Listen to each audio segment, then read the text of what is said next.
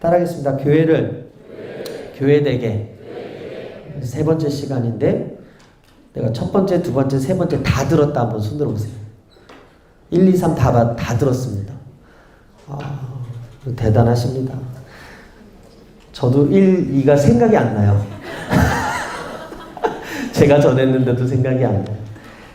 세 번째 시간, 하나님께서 주시는 교회를 교회되게 말씀 세 번째 시간인데, 오늘 또 아침마다 새롭고 늘 새로우신 하나님의 말씀을 통해서 은혜받고 도전받고 교회를 교회되게 만드는 믿음의 공동체, 카리스 공동체 여러분 되시기를 주님으로 축원합니다. 여러분, 진의 다리가 몇 개인지 아십니까?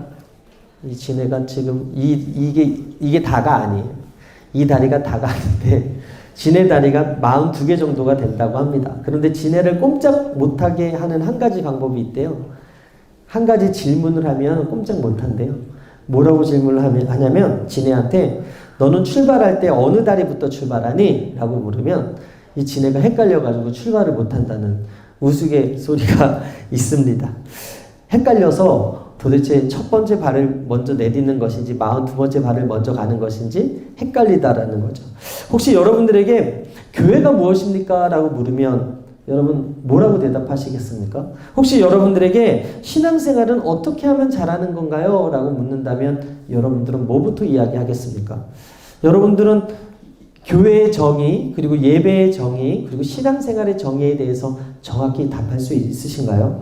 우리가 교회 안에서 신앙생활을 하는데 제대로 삶을 살지 못하는 것, 제대로 예수 그리스도를 닮은 그 모습대로 살아내지 못하는 것은 어디서부터 어떻게 출발해야 될지 알지 모르기 때문일 수도 있겠다라는 거죠.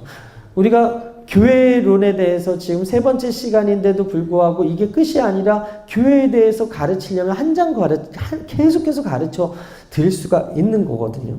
그래서 오늘은 무엇이 교회 되게 하는 바른 신앙생활인가에 대해서 나누고자 합니다. 이동훈 목사님의 비전의 신을 신고 내일로 간다라는 책이 있습니다. 이 책에서 나온 내용을 여러분들이 잠깐 소개해드리면, 이동훈 목사님이 어느 교회 청년들이 연출한 건축이라는 연극을 본 이야기예요.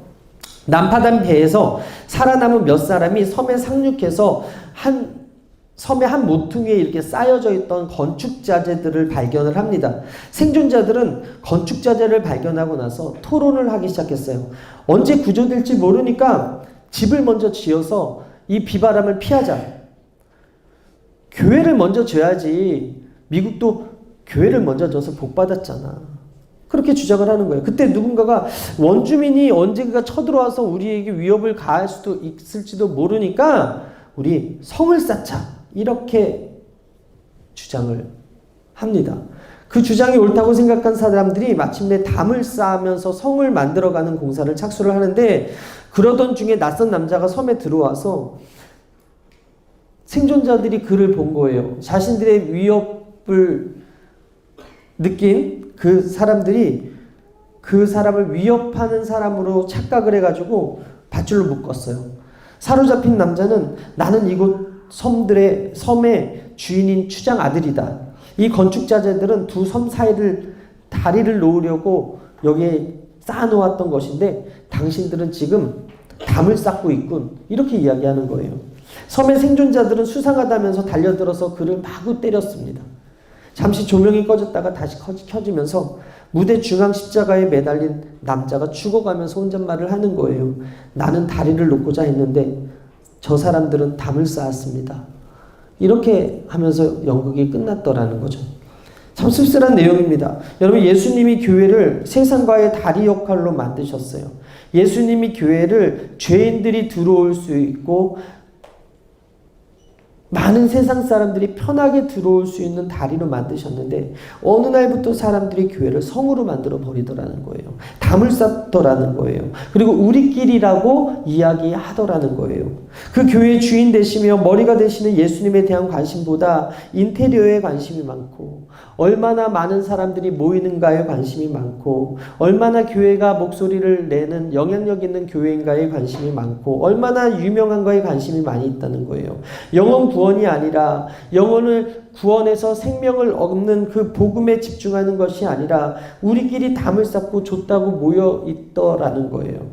그런 교회에 갇혀 있으면서 신앙생활을 어떻게 잘하는 것인지 묻는다면 헷갈리는 거죠. 어떤 것부터 시작해야 될지 잘 모르겠는 거죠. 그렇게 모르는 그리스도인들이 얼마나 많은지 모릅니다. 지네가 많은 발을 가지고 있어도 어느 발부터 시작하는지 모르는 것처럼 우리가 예수님께서 가르쳐 주신 귀한 말씀들을 받은 사람들인데 어떻게 하는 것이 진짜 신앙생활 잘하는 건지 라고 묻는다면 정확하게 대답할 수 있는 게 별로 없더라는 거죠. 여러분, 21세기 한국은 더 이상 기독교에 호의적이지 않습니다. 복음지 들고 한번 나가 보십시오. 예수 이름 들고 한번 나가 보십시오. 교회를 향한 비난과 비판이 도를 넘어서 반기독교적 광풍이 거세게 불고 있어요. 며칠 전에 여러분 TV에서 PD수첩에 성락교회 김기동 목사의 비리가 나왔어요. 보셨는지 모르겠는데 저는 일부러 안 봤어요. 보면 화가 날까봐. 근데 저희 사모가, 저희 아내가 보고서 이야기해 주는 걸 들었는데 그중 대표적인 게 저 20대 여인과 모텔 갔다는 그 뉴스가 떴더라고요. 여러분, 우리는 알아요. 이 사람이 이단이라는 거. 이 사람이 세운 그 성락교회가 귀신론 때문에 정통 교단에서 이단으로 배척된 교회인 걸 알아요. 그런데 세상 사람들은 교회, 그리고 목사, 그런데 돈의 비리, 성적인 문제, 그리고 세습 문제, 이런 것들을 이야기하다 보니까 어떻게 생각하겠습니까? 교회에 대해서 좋게 생각 안 하더라는 거예요. 이런 시대에 어떤 교회가 돼야 됩니까? 예수님이 어떤 교회를 우리에게 원하고 계시겠습니까? 성을 쌓는 교회가 아니라, 담을 쌓는 교회가 아니라 세상 가운데 다리를 놓는 교회가 돼야 되지 않겠습니까? 누구든 와서 구원을 얻고, 누구든 와서 생명의 말씀을 듣고, 누구든 와서 아버지를 불러 그 인생이 변화가 되어지는 그 다리로 이 교회를 세우셨는데, 어느 순간 이 교회에 있는 사람들이 담을 쌓고, 이 교회에 있는 사람들이 성을 쌓고, 이 교회에 있는 사람들이 그 세상 사람들을 초청하지 않게 되더라는 것이죠. 여러분, 승천하신 예수님께서 죄와 단절되고 죄인인 단절된 교회를 원한 것이 아니라 누구든지 교회에 와서 죄인임을 고백하고 예수님을 만나서 생명을 얻고 천국 자녀가 되는 교회를 원하고 계신다는 사실을 믿으시면 아멘. 천국 가신 오카눔 목사님께서 이런 말씀을 하셨어요. 시간이 지날수록 알게 되는 것은 하나님은 사랑이시며 교회는 희망이라는 사실이다. 그렇다면 진짜 교회의 모습이 무엇이겠습니까? 하나님이 사랑이시라는 걸 선포하는 게 진짜 교회의 모습 아니겠어요? 교회가 희망임을 온 세상이 알게 해야 되는 것이 진짜 교회의 사명 아니겠냐라는 거예요. 우리는 흔히들 초대교회로 돌아가자라는 이야기를 많이 하지만 초대교회의 모습을 바로 보기 위해서는 초대교회의 모습을 제대로 살펴볼 필요가 있다는 거예요. 왜? 초대교회가 진짜 교회였거든요. 그래서 제가 오늘 여러분들에게 짧게 3가지 말씀드리면, 첫 번째가 뭐냐면 따라합니다. 예수님의 명령과 약속 안에 거해야 합니다. 초대교회는 예수님의 명령을 받았던 교회였고요. 예수님의 약속 안에 있었던 교회였어요. 사도행전 1장 4절 이하 함께 읽겠습니다. 시작. 사도와 함께 모이사 그들에게 분부하여 이르시되 예루살렘을 떠나지 말고 내게서 들은 바 아버지께서 약속하신 것을 기다리라. 요한은 물로 침례를 베풀었으나 너희는 몇 날이 못되어 성령으로 침례를 받으리라 하셨느니라. 예수님이 한 가지 명령과 한 가지 약속을 하셨는데 그게 뭐예요? 너희는 예루살렘을 떠나지 말고 예루살렘에 머물라라는 명령, 그리고 성령을 너에게 줄 것이니 너희가 기다려서 그 성령을 받으라는, 성령을 주겠다는 약속. 초대교회 성도들은 예수님의 명령받은 성도들이었고요. 예수님의 약속받은 성도들이었어요. 오늘 우리 눈으로 볼 때 이 명령과 약속을 지키는 것은 지극히 쉬운 것처럼 보이지만 당시 상황에서는 그리 쉬운 것이 아니었죠. 왜 그렇습니까? 당시 예루살렘에서는요, 비상경계령이 내려진 상태였어요. 예수님이 분명히 십자가에 못 박혀 죽은 것을 모든 사람이 봤는데 무덤을 지키던 사람들이 예수님의 시체를 잃어버린 거예요. 그러면서 제자들이 예수님의 시체를 가져갔다는 거짓 소문을 퍼뜨리고 어떻게 해서든지 예수 믿는 사람들을 잡으려고 혈안이 되어 있었던 상황이었어요. 며칠 전에 십자가에 못 박아 죽인 그 예수가 다시 부활했다는 소문이 들면서 그 예수를 따르던 사람들을 잡으려고 온 성이 혈안이 되어 있었던 상황. 예수님을 따르던 사람들 무조건 잡아들여 고문하고 처형하는 위험한 그 시기에 예수님께서 감람산에 모여서 예수님의 부활과 승천을 목격한 이 공동체에 뭐라고 이야기합니까? 예루살렘 핍박이 있을 것이고 위험이 있을 것이고 목숨을 잃을 수도 있는 그 예루살렘을 떠나지 말고 그 위협과 죽음이 기다리고 있는 예루살렘으로 돌아가라 라고 명령하시는 거예요. 여러분, 예수님의 승천을 목격한 감람산으로부터 예루살렘까지 거리가 불과 1km 같이 안 되는 짧은 거리였거든요. 사도행전 1장 12절에 이렇게 기록해요. 함께 읽겠습니다. 시작. 제자들이 감람원이라 하는 산으로부터 예루살렘에 돌아오니 이 산은 예루살렘에서 가까워 안식일에 가기 알맞은 길이라. 여러분, 예루살렘에서 가깝대요. 안식일에 가기 알맞대요. 1km가 안 되는 짧은 거리예요. 안식일에 가기 알맞은 길은 당시 유대인들 랍비들 구약에 있는 율법을 깊이 해석해서 이스라엘 사람들이 안식일이 걸어도 좋을 거리를 1km 이하로 제한했는데 안식일에 가기에 알맞던 거리였다라는 거예요. 감람원이라는 그 산과 예루살렘까지 거리가. 그럼에도 불구하고 그 짧은 거리는 십자가의 길이었고 죽음의 길이었고 위협의 길이었고 어떻게 보면 잡히면 죽음을 불사해야 되는 그런 길이었기 때문에 모였던 모든 사람들이 다 가서 기다리지 못했다는 거예요. 여러분들이 아시다시피 예수님의 승천을 바라봤던 사람들은 500명. 그런데 마가의 다락방에서 모여서 기도했던 사람들은 120명. 그렇다면 380명은 어디 갔냐는 거죠. 이 죽음의 위협에서 자유하지 못했음을 보여주는 반증 아닙니까? 그 이유가 무엇입니까? 두려움일 수도 있고 의심일 수도 있고 삶의 안위일 수도 있어요. 예수님도 이 부분을 잔치에 청함받은 사람의 상태에 대해서 이렇게 말씀하셨는데 누가복음 14장 16절 함께 읽겠습니다. 시작.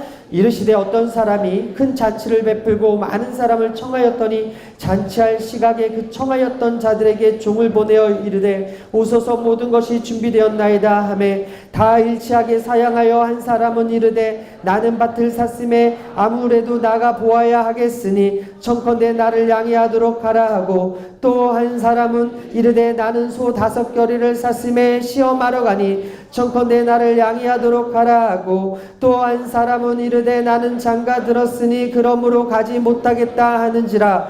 종이 돌아와 주인에게 그대로 고하니 이에 집주인이 노하여 그 종에게 이르되 빨리 시내 거리와 골목으로 나가서 가난한 자들과 몸 불편한 자들과 맹인들과 저는 자들을 데려오라 하니라. 종이 이르되 주인이여 명하신 대로 하였으되 아직도 자리가 있나이다. 주인이 종에게 이르되 길가 산울타리로 가서 나아가서 사람을 강건하여 데려다가 내 집을 채우라. 지금도 많은 사람들에게 우리 청년들이요 이번 여름에 RK 월미 그리고 전도팀이 나아가서 복음을 전했어요. 예수님을 전했어요. 천국 복음을 안전한 게 아니죠. 교회로 모셔드리려고 노력하고 애썼어요. 그런데 마음만 먹으면 교회에 나올 수 있는 지척에 있는 사람들 교통이 얼마나 편리합니까? 그런데 심리적인 거리는 멀리 있는 거예요. 나오지 않는 거예요. 오늘날 우리는 손바닥 안에서 가지고 노는 그 인터넷 스마트폰에 점령당해서 사람들이요 인터넷과 스마트폰을 개발하고 스마트폰은 그것을 만든 사람을 점령해서 어딜 가든 다들 스마트폰을 쳐다보고 있는데 그 스마트폰을 쳐다보는 사람들이 예배를 드리느냐? 그렇지 않더라는 거예요. 우리는 도처에서 하나님의 영광을 가로막는 분산과 산만의 시대 가운데 살면서 마음만 먹으면 교회 나올 수 있고 마음만 먹으면 복음을 들을 수도 있는 그런 편리성이 있음에도 불구하고 하나님을 찾지 않아요. 예배당으로 찾아 나오지 않아요. 아무 때나 원하면 설교자의 설교를 들을 수도 있는데도 불구하고 그 터치하는 것조차도 하지 않는다고요. 여러분 어떻습니까? 여러분들은 어떤 상황입니까? 여러분들 주일날 금요철야 때 나와서 말씀을 듣는 건 너무 좋은데 성경 말씀을 이 스마트폰으로 편하게 볼 수 있잖아요. 설교 말씀도 스마트폰으로 들을 수 있잖아요. 그런데 여러분 일주일을 한번 생각해 보십시오. 내가 얼만큼 성경 읽었지? 내가 얼만큼 목사님의 말씀을 찾아서 들었지? 아마 어떻게 보면 세상의 정보들을 더 이 스마트폰을 통해서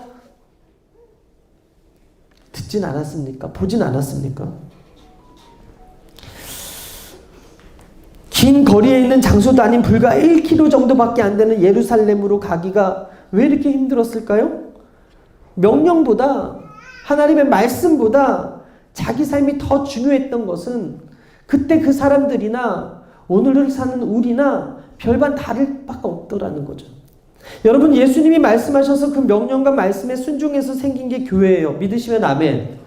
교회는요 예수님의 명령과 약속의 말씀에 어떤 위협에도 순종하며 복종한 공동체였고 복종해야 하는 공동체예요. 제가 학부모입니다. 저희 아이들이 지금 이제 5학년이고 또 둘째가 2학년이에요. 근데 요즘 5학년짜리 우리 큰아이가 게임을 너무 좋아해. 그래서 게임하지 말라고 합니다. 공부하라고 합니다. 그리고 숙제하라고 해요.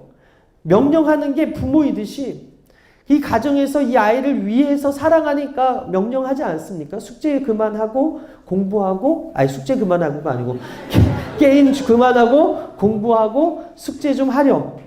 명령하는 게 밥 먹을 시간엔 밥을 먹고 잘 시간은 자렴. 명령하는 게 부모의 마음 아니겠어요?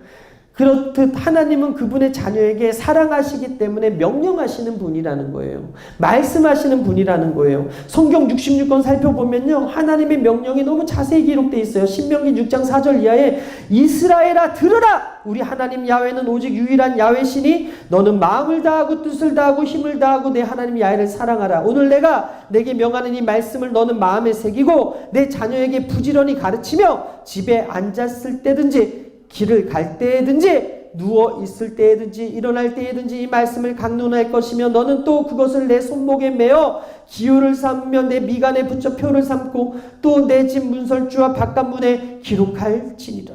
자녀가 그 명령에 순종하는 거 그거 당연한 건데 그거 듣기 싫으면 어떻게 해야 돼요? 그 집을 나가야 돼요. 떠나야 돼요. 우리는 아이들이 말 안 들으면 그냥 너 나가라 그래요. 애들이 말 안 들으면 너 그냥 나가 살아라 라고 극단적으로 우리 아이들에게 제가 말하거든요. 가출한 아이들의 공통적인 특징이 뭡니까? 부모가 없거나 부모의 명령에 불순종해서 부모의 통치권 아래서 나 혼자 살겠다고 나간 사람들이 가출한 아이들 아닙니까? 부모가 자녀 젖병 물려서 먹이면서 기저귀 갈면서 돈 받고 돈을 청구합니까? 대학 등록금 내주고 대가를 바랍니까? 그렇지 않지 않습니까? 그러나 부모님 영향력 아래에 있을 때는 부모님 말씀에 순종해야 된다라는 거예요. 말을 들어야 된다라는 거예요. 여러분 이장균 목사님이 자주 하시는 말씀 중에 아들 이야기 하는데 그 아이가 어릴 때는 그렇게 말을 잘 듣더니 어느 순간부터 애가 말을 안 듣는 거야. 왜 말을 안 듣니? 라고 물어보면 내맴 그런다는 거야. 내 마음을 내맴 그런다는 거예요. 그래서 목사님이 얘를 언젠가 손을 좀 봐줘야 되겠다 하고 말씀을 묵상하는데 잠언의 29장 15절에 채찍과 꾸지람이 지혜를 주거늘 임의로 행하게 버려둔 자식은 어미를 욕되게 하느니라는 이 말씀을 레마로 받고 어느 순간 또 내매마는 그 아들을 붙들어 놓고서 엄청 때렸다는 거예요. 그런데 영문도 모르고 맞았던 이 아들이 아빠 왜 때리냐고 했을 때 그 목사님이 한마디 내 맴이다. 여기는 우리 집이니까 너는 내 말을 들어야 된다라는 그 이야기. 저거 되게 은혜 받았거든요. 마찬가지로 교회 공동체가요. 예수님의 명령과 약속에 의해 만들어졌기 때문에 내 맘 가지고 신앙생활하면 안 된다는 거예요. 내 마음 가지고 판단하면 안 된다는 거예요. 교회 공동체에 속한 저와 여러분은 그 말씀이 들려올 때 내 마음이 아니라 하나님 마음을 살피고 하나님 말씀에 순종하는 그런 사람들의 모임이 교회 공동체 모임이 돼야 된다고요. 좋은 교회 어떤 교회라고요? 하나님의 말씀대로 순종하고 그 말씀대로 살려고 애쓰고 노력하는 사람들이 모여 있을 때 좋은 교회가 될 수 있는데 저는 바라기는 카리스 공동체가 그런 공동체 되기를 주님의 이름으로 축원합니다.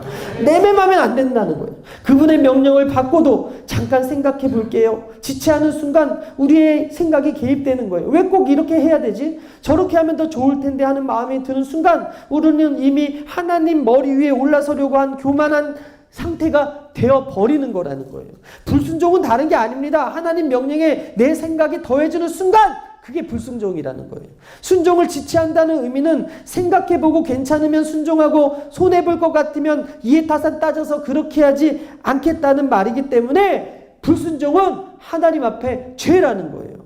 결국 내 맘대로 하겠다는 것이죠. 여러분, 하나님이 사울을 벌인 이유 불순종 때문이었어요. 자기가 보기에 자기가 생각할 때 이거는 죽이거나 없애거나 하기엔 너무 좋은 전리품이었거든요. 사무엘상 15장 19절에 어찌하여 왕이 야훼의 목소리를 청종하지 아니하고 탈취하기에만 급하여 야훼께서 악하게 여기시는 일들을 행하셨나이까. 사무엘이 이렇게 이야기하지 않습니까? 탈취했다는 게 뭡니까? 아말렉과의 전쟁에서 하나님께서 이기게 하셨는데 모든 것을 진멸하라고 명하셨음에도 불구하고 내 생각에 얘네들은 그래도 A급이니까 좀 살려줘야 되겠다. 그러면서 나중에 핑계를 뭘로 대요? 제사 드리려고 했습니다라고 이야기하는 거 아닙니까? 내 생각은 그거였는데 하나님의 생각은 뭐였어요? 진멸이었다고요. 여기서 하나님이 직접적으로 사울을 버리게 된 사건은 청종하지 않았기 때문인데 그 청종하지 않은 선행 사건이 성경에 기록되어 있습니다. 바로 아말렉에 대한 것이었어요. 여러분, 아말렉 어떤 민족입니까? 일찍이 이스라엘 백성들이 출애굽했을 때 기진하고 약한 사람들이 뒤에서 쳐졌어요. 그때 그 사람들을 공격했던 사람들이 누구냐면 아말렉 족속이었습니다. 그래서 하나님께서 모세에게 손을 들게 하시고 아론과 훌이 옆에서 거들고 기도해서 아말렉을 치지 않습니까?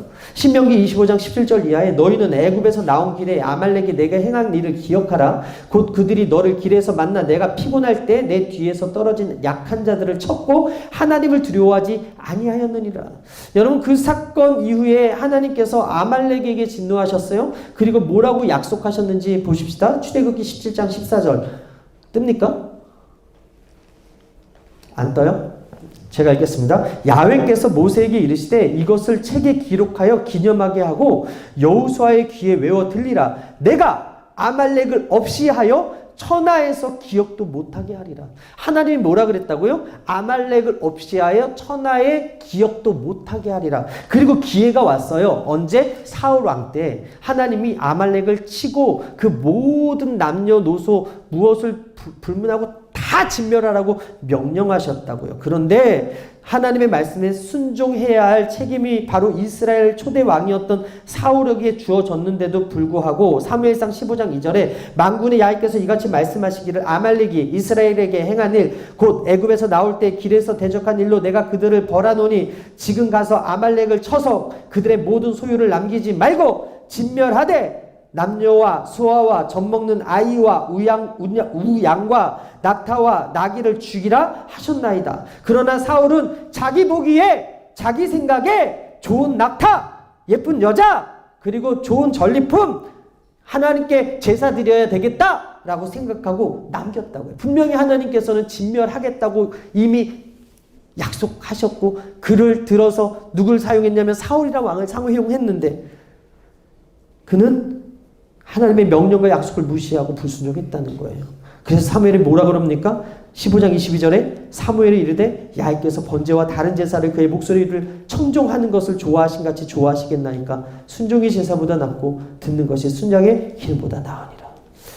여러분, 이 교회 공동체는요, 내 생각보다 하나님의 말씀이 앞서는 공동체임을 믿으시기를 바랍니다. 내가 보기에라는 그 내 관점보다는 내 생각보다 크시고 높으신 하나님의 관점이 무조건 옳은 공동체가 교회 공동체임을 믿으시게 되길 바랍니다.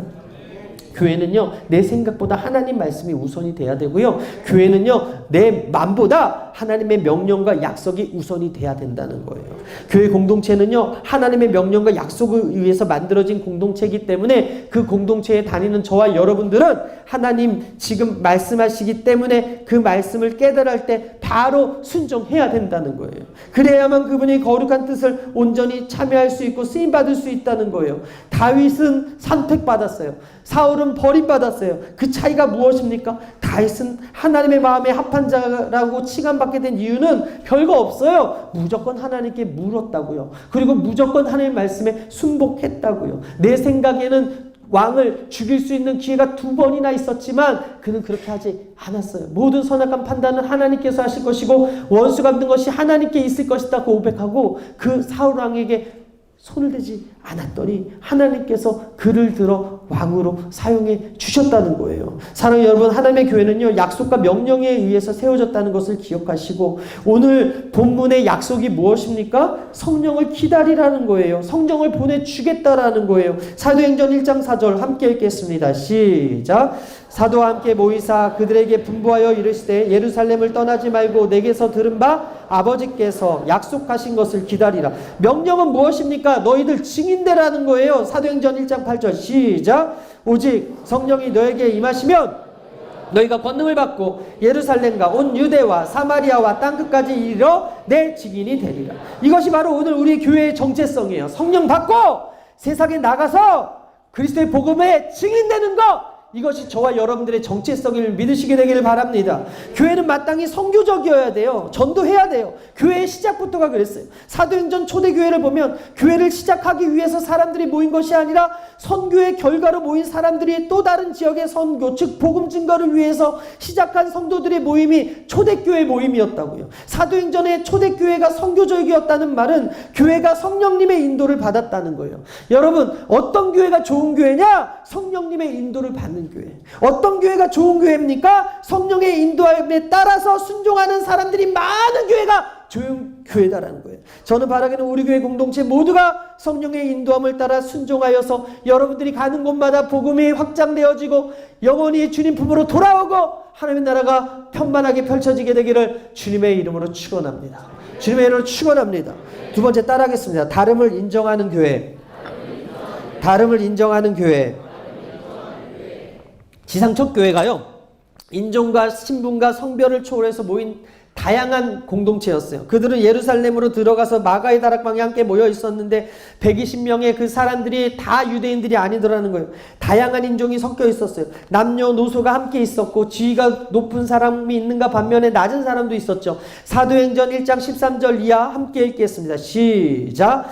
들어가 그들이 유하는 다락방으로 올라가니 베드로, 요한, 야고보, 안드레와 빌립, 도마와 바돌레메, 마테와 및 알페오의 아들 야고보, 셀로신 시몬, 야고보의 아들 유다가 다 거기 있어 여자들과 예수의 어머니 마리아와 예수의 아우들과 더불어 마음을 같이하여 오로지 기도에 힘쓰더라. 예수님의 어머니와 아우들까지 그 다락방에 있었던 것을 기록하고 있습니다. 얼마 전까지만 해도요, 여러분, 예수님의 어머니와 아우들은요, 예수님을 메시아로 인정하지 않았습니다.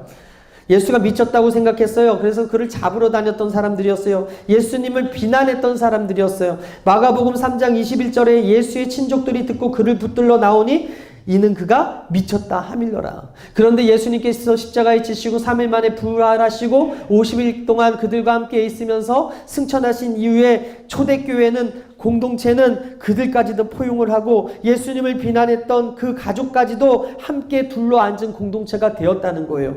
여러분, 좋은 교회 어떤 교회라고요? 마땅히 이런 교회가 돼야 돼요. 나와 친한 사람들끼리만 모여있는 공동체가 아니라 나와 생활 수준, 나의 연봉 수준, 나의 학력 수준, 스펙이 비슷한 사람들만 모이는 공동체가 되는 것이 아니라 하나님이 허락하신 사람들이 모인 공동체가 교회 공동체여야 된다는 거예요. 그런 면에서 여의도 순복음교회 진짜 교회지 않습니까? 왜냐하면 천막교회 시절부터 지금까지 변함없는 것은 대성전에 들어갔을 때 누가 누군지 몰라. 어떤 직업을 가졌는지, 얼마나 연봉을 많이 받고 있는지 딱 보면 다 할렐루야로 통하지 않습니까? 할렐루야, 할렐루야, 할렐루야. 저쪽에 앉아서 앉으세요. 그러면 누가 왕이에요? 하얀색 옷 입으신 분들이 왕이잖아. 저기에는 지위가 누군지도 아무도 몰라요. 예수님만 왕이 되시는 그 공동체가 바로 저런 공동체가 돼야 되는데, 왜냐하면 오늘날 예수님이 원하시는 교회는 지상 첫 교회, 사도행전 교회 같이 인종과 성별과 신분과 그 모든 것을 뛰어넘어서 예수 그리스도의 부활의 증인이라는 딱 한 가지 그 이유만으로 예수라는 하나의 깃발 아래 머물러 있을 때 진짜 좋은 교회가 될 수 있다라는 거예요. 마가다락방에서 성령 충만을 받은 교회 공동체는 가만히 있지 않았죠. 성령이 말하게 하심을 따라서 다른 언어로 말하기 시작했다고 성경은 증언하는데, 사도행전 2장 4절 함께 읽겠습니다. 시작. 그들이 다 성령의 충만함을 받고 성령의 말하게 하심을 따라 다른 언어들로 말하기를 시작하니라. 그러자 그곳에 모인 사람들이 어떻게 반응합니까? 7절 이하 시작. 다 놀라 신기하게 여겨 이르되, 보라, 이 말하는 사람들이 다 갈릴리 사람이 아니냐? 우리가 우리 각 사람이 난 곳 방언으로 듣게 되는 것이 어찌 됨이냐? 우리는 바데인과 메데인과 엘람인과 또 메소포타미와 유대와 갑바도기와 본도와 아시아 부르기아와 밤빌리아, 애국과 및 구레네에 가까운 리비아 여러 지방에 사는 사람들과 로마로부터 온 나그네 곧 유대인과 유대교에 들어온 사람들과 그레데인과 아라비아인들이라. 우리가 다 우리의 각 언어로 하나님의 큰 일을 말함을 듣는다 하고. 여러분, 이게 무슨 의미입니까? 성령의 능력이 임하는 곳, 성령이 복음을 선포하는 곳에서는요, 한 가지 언어가 아니라 각기 다른 언어가 들려서 복음이 들려졌다는 거예요. 교회 공동체 사람은 갈릴리 사람만 필요한 게 아니라 모두가 필요하다라는 거예요. 복음은요, 유대인들 갈릴리에 머물렀던 사람들에게만 필요했던 것이 아니라 바데인도 들어야 되고 메데인도 들어야 되고 엘람인, 메소포타미아인, 유대인, 갑바도기아인, 인본도와 아시아인, 부르기아, 밤빌리아, 애국, 구레네, 리비아, 나그네, 유대인, 유대교에 들어온 사람들, 그레데인, 아라비아 모두가 함께 들어야 될 복음이었다. 친교 과잉증이라는 현상이 있는데, 너무나 친해서 너무나 가까워서 그들 사이에 다른 어떤 것도 끼어들지 못하는 일종의 관계병적 현상을 친교 과잉 현상이라고 그러거든요. 우리끼리 참 좋다. 그럼 개척교회 중에서 이렇게 교회 성장하게 해서 보게 되면 개척교회가 부흥하지 못하는 이유는 너무 가족 같아서래요. 그래서 자기들끼리는 너무 친한데 다른 사람들이 그곳에 들어가서 융화되지 못해서 개척교회가 부흥하기가 어렵다는 이야기를 들었습니다. 물론 예배도 함께 드리고 하나님의 말씀도 듣지만 그보다 그 이후의 시간을 더 가지려는 사람들이 있다면 친교 과잉증이 아닌가 점검해 봐야 될 것입니다. 예배를 통해서 하나님의 말씀을 경험하고 그 말씀에 마음에 불이 붙는 것 같아서 그 말씀을 예수 안 믿는 사람들에게 전해주려고 하는 자들이 아니라 예배 후 친교 시간에 차 마시면서 더 몰두하고 관심 있는 것 사람들과 나누기를 원하는 그런 심리가 더 큰 사람들은 친교 과잉증에 빠진 사람들이라는 거예요. 여러분 스스로 점검해 봤으면 좋겠습니다. 나는 어떻지? 나는 어떤 사람인가? 나는 교회에 와서 어떤 것을 더 중요하게 생각하는 사람인가? 말씀을 받고 예배 기도하는 게 더 좋은가? 아니면 커피 마시면서 사람들하고 나누는 그 시간이 더 즐거운가? 그리스도인의 친교는 아름다운 겁니다. 코이노니아 공동체가 교회지요. 그러나 그것이 지나쳐서 복음을 말하는 것을 그치고 친교 공동체로 똘똘 뭉치는 순간 교회는 구원선이 아니라 교회는 유람선이 될 수가 있다는 거예요. 여러분, 느헤미야가 성전을 재건하려고 했을 때 그곳에 있던 암몬 사람 산발락과 도비아가 성전 재건을 방해했거든요. 느헤미야 4장 7절 이하 함께 읽겠습니다. 시작. 산발락과 도비아가 아라비아 사람들과 암몬 사람들과 아스돗 사람들이 예루살렘 성에 중수되어 그 허물어진 틈이 메꾸어져 간다함을 듣고 심히 분노하여 다 함께 꾀하기를 예루살렘으로 가서 치고 그곳을 요란하게 하자 하기로. 아카모스 마귀는요, 늘 하나님의 선한 일을 방해하고 하나님의 선한 일에 화를 냅니다. 사탄은 교회를 깨는 게 목적이고 관계를 깨는 게 목적이고 부흥을 막는 게 목적이에요. 어떻게 하든 타락하게 하는 게 그들의 사명이에요. 여러분, 예수 믿는 사람들이 함께 모여서 친교하는 거 참 좋은 일입니다. 그렇지만 그것이 지나쳐서 복음 전파해야 하는 본질을 잃어버린다면, 복음을 들어야 될 많은 사람들에게 복음을 이야기하지 아니하고 우리끼리가 좋다고 모여있는 것으로 만족한다고 한다면 그것은 하나님이 기뻐하시는 일이 아니라 사탄이 기뻐하는 일임을 여러분 믿으시게 되기를 바랍니다. 그리스도의 몸인 교회 공동체를 허물 수 있는 일이 무엇이냐? 아가서 2장 15절에 이렇게 기록합니다. 함께 읽겠습니다. 시작. 우리를 위하여 여우 곧 포도원을 허는 작은 여우를 잡으라. 우리의 포도원에 꽃이 피었습니다. 여러분, 포도원을 허는 여우는 멀리 있지 않습니다. 깊은 농담을 주고받지만 그곳에 사람 살리는 이야기가 빠져 있다면 여러분, 포도원의 여우 같은 이야기하고 있는 거예요. 부활의 증거가 빠져 있고 승천의 목격담이 빠져 있고 살아가는 이야기, 옛 이야기, 세상 이야기, 연애 이야기, 땅 사서 집 사서 장가가는 그런 이야기에 불과하다면 그 말 한마디에 사탄이 틈을 타서 하나님께서 만든 이 교회 공동체를 허물게 될지도 모른다는 거예요. 성경은 그것이 허탄한 자랑이요 악한 것이라고 야고보서 4장 16절에 말씀합니다. 이제도 너희가 허탄한 것을 자랑하니 그러한 자랑은 다 악한 것이라. 그렇기 때문에 우리는 포도원을 허는 여우가 되지 않도록 경계해야 될 줄 믿습니다. 결국 교회 공동체가 사람 살리는 이야기 해야 되고요. 영혼 살리는 이야기 해야 되고요. 말씀을 들었다면 말씀에 순종해서 나가서 증인으로서의 삶을 사는 것을 중요하게 여겨야 된다는 거예요. 여러분, 나도 모르게 말로써 사탄의 도구로 쓰임받고 있는지도 모릅니다. 곁에 있는 사람들 그 이야기를 듣고 살아나는 것이 아니라 점점 소외감 느끼고 교회 공동체를 떠나게 하고 있다면 내가 포도원을 허는 여우일 수도 있다라는 거예요. 하나님 교회, 초대교회는요, 다름을 인정하는 교회였어요. 누구든지 차별하지 않는 교회였어요. 인종과 신분과 사회적 수준 차이를 뛰어넘어서 예수 그리스도의 이름 안에 하나 된 공동체였어요. 교회는 그런 공동체가 되어야 될지 믿습니다. 저는 바라기는 여러분 한 사람 한 사람이 예수님이 사랑한 그 사람의 외모와 돈과 스펙이 아니라 영혼의 관심 갖게 되기를 주님의 이름으로 축원합니다. 우리 교회가 친교 과잉증에 걸려서 코이노니아를 중요하게 생각하는 공동체가 되는 것이 아니라 서로의 다름을 인정하고 품어주며 예수님과 같이 사랑해서 그 마음 가지고 나아가서 증인의 삶을 살아가는 여러분 되시기를 주님의 이름으로 축원합니다. 축원합니다. 여러분, 우리는요, 세상 사람들이 교회를 손가락질하는 그 중요한 때 예수 믿고 있어요. 교회 나오고 있다고요.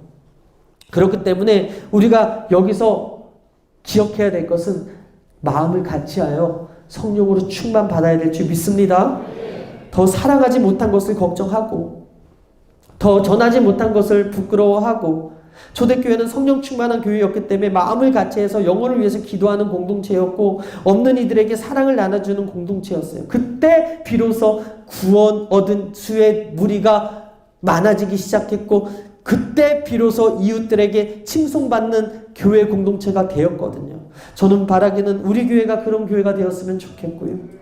이 교회를 다니는 여러분 한 사람 한 사람이 예수님의 명령과 약속 안에 거해서 서로의 다름을 인정하고 마음을 같이하여 교회를 교회되게 만들고 예수님이 기뻐하게 하는 그런 교회를 만드는 데 쓰임받는 일꾼들 다 되시기를 주님의 이름으로 축원합니다. 우리 안에서 포도원을 허는 악한 여우 한 마리도 틈타지 못하도록 여러분들이 늘 깨어서 기도하고 성령으로 충만하여 하나님의 도구 되기를 주님의 이름으로 축원합니다. 그렇게 살지어다, 그렇게 살지어다. 기도하겠습니다. 하나님 감사합니다. 귀한 말씀